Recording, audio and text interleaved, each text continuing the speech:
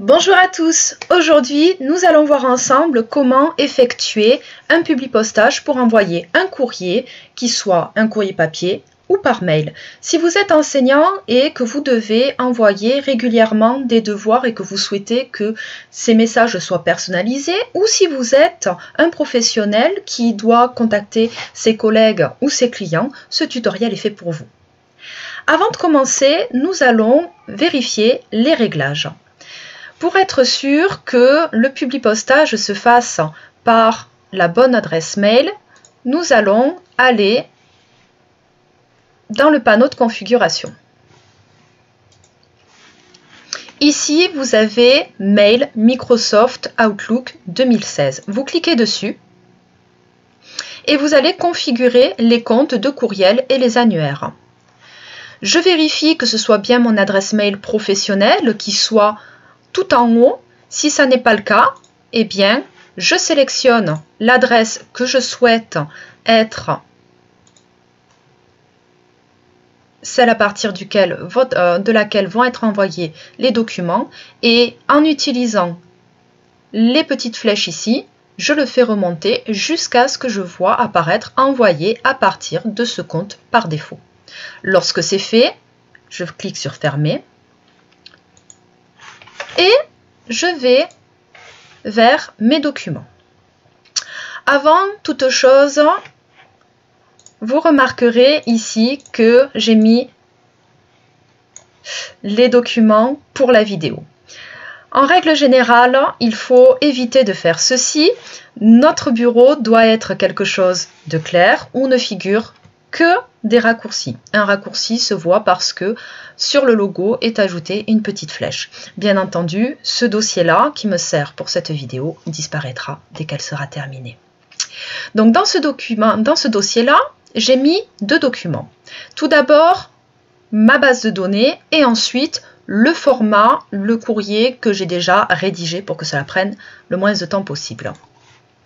Votre base de données doit être sous Excel et elle doit comporter différentes choses. La civilité, ou alors, bien entendu, le sexe. Nous verrons que c'est relativement important tout à l'heure. Le prénom et le nom, le mail et les choses que vous voulez personnaliser. Dans le cas d'Isabelle, par exemple, je veux lui proposer vitesse et super-héros ou course automobile. Ils auront différents sujets à traiter. Ils ont le choix entre le sujet 1, le sujet 2 ou un sujet de leur proposition au choix qu'ils doivent me soumettre. Et pour faire en sorte que personne n'ait le même sujet, eh bien, j'ai un petit peu mélangé tout ça. Lorsque j'ai bien vérifié ma base de données, c'est très important, je vais la fermer. Il me suffit ensuite d'aller sur mon courrier et d'observer les endroits que je souhaite voir modifier et adapter en fonction de la personne. Tout d'abord, le nom. Il va falloir que j'active le publipostage. Je vais donc sélectionner une liste existante. Cette liste, c'est le classeur que je vous ai montré à l'instant.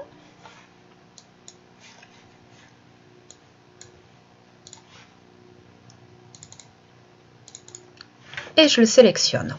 Vous voyez ici apparaissent les différentes feuilles qui sont disponibles dans mon classeur.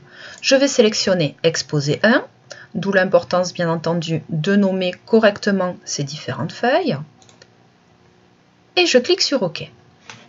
Vous voyez qu'à partir de maintenant apparaissent différents petits boutons qui n'étaient pas accessibles auparavant, qui étaient en grisé. Je vais sélectionner la première chose que je veux adapter et je vais faire insérer un champ de fusion et je vais sélectionner le prénom parce que dans mon cas, je tutoie mes étudiants et je vais vérifier s'il ne faut pas accorder certaines choses. Ici, par exemple, dans le premier paragraphe, il n'y a rien à accorder. Par contre, dans ce deuxième paragraphe, je le rappelle, si tu n'es pas présent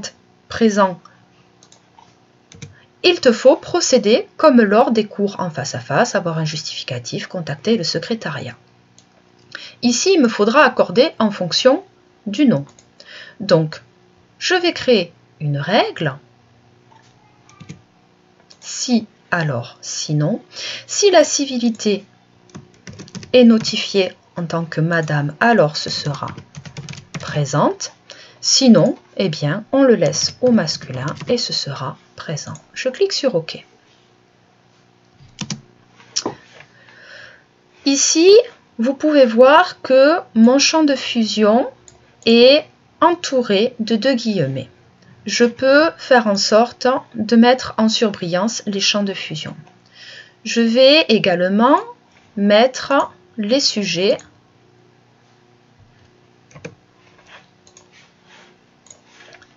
qui sont personnalisés.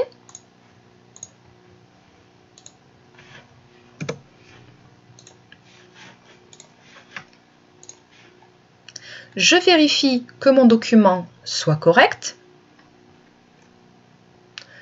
Si vous souhaitez, bien entendu, vous pouvez rajouter d'autres formes de personnalisation. Si ce courrier, vous devez l'envoyer au secrétariat qui soit envoyé en format papier. Il vous suffit de cliquer sur Terminer et fusionner et vous allez cliquer sur Modifier les documents individuels. Vous allez tous les sélectionner et vous allez faire OK. Vous voyez ici, j'ai 2 documents Word. Le premier, c'est celui que j'ai créé et j'en ai un deuxième qui vient de s'ouvrir qui s'appelle lettre 1. Ce lettre 1, c'est les courriers qui ont été créés les uns après les autres. Cela vous permet de vérifier que la mise en page n'ait pas eu de problème, surtout lorsque l'on a des champs de fusion dont la longueur va varier grandement dès lors que l'on aura le Publipostage qui se sera créé. Là, tout est bon, je fais Fichier, Enregistrer sous, et je vais enregistrer mon document.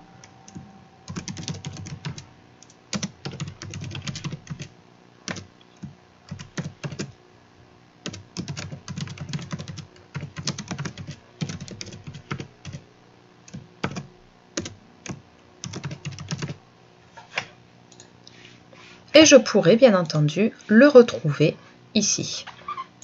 J'ai mon premier document qui est la version Publipostage et mon deuxième document qui est la lettre qu'il me suffit d'imprimer et d'envoyer à mon administration.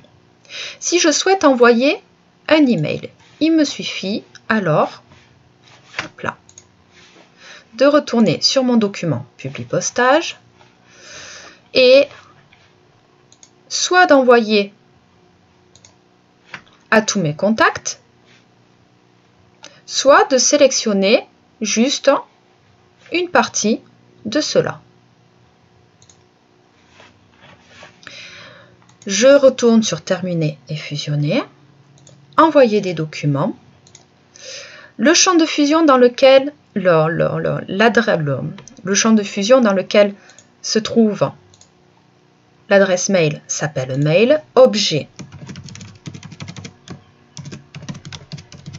ce sera recherche à effectuer avant le prochain cours. Le format du message, je le préfère en HTML plutôt qu'en pièce jointe. Je l'envoie à tous et je clique sur OK.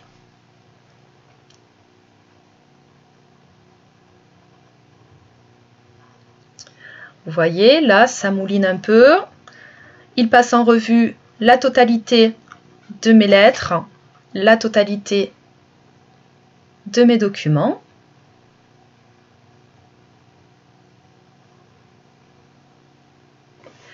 En culture générale et expression, j'ai pas mal d'étudiants, donc ça a pris un petit peu de temps. Et là, je peux fermer. Il me suffit ensuite d'aller sur Outlook.